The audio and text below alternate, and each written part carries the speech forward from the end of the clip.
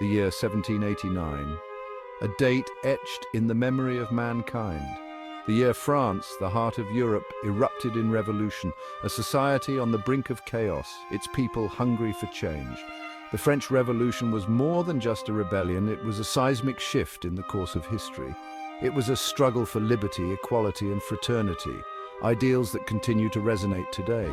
This tumultuous period witnessed the collapse of an absolute monarchy, the rise of republicanism, and the unleashing of forces that would reshape the political and social landscape of Europe and the world. The French Revolution was a complex tapestry of events, driven by a potent mix of social, economic, and intellectual currents. To truly understand its significance, we must journey back to the years leading up to 1789, to examine the simmering discontent and the factors that ignited the flames of rebellion. The French Revolution did not erupt overnight. It was the culmination of centuries of simmering discontent, a powder keg of grievances waiting for a spark to ignite it. France, in the late 18th century, was a nation of stark contrasts, a land of immense wealth and grinding poverty, of glittering palaces and squalid slums. To understand the revolution, we must first delve into the deep-seated inequalities and the growing unrest that plagued French society.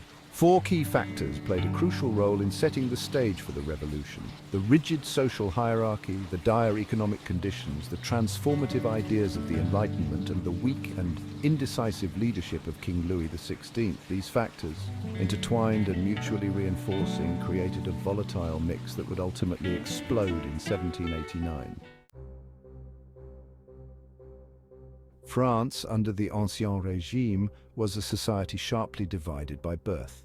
At the top stood the privileged first and second estates, the clergy and the nobility, respectively. They enjoyed vast wealth, exemption from most taxes, and significant political power.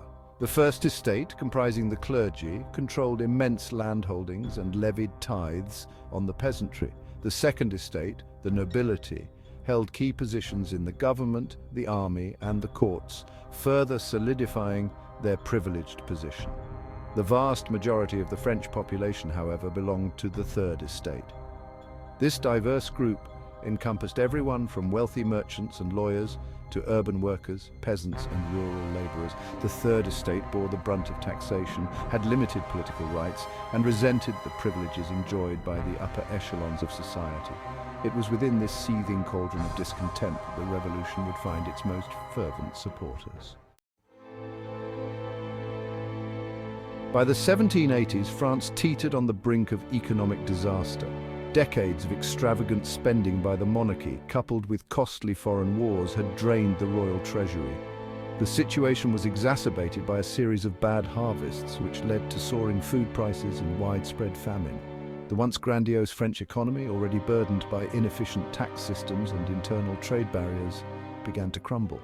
The financial woes of the monarchy had a devastating impact on the lives of ordinary people. Bread riots became commonplace as the price of bread, the staple food of the poor, skyrocketed.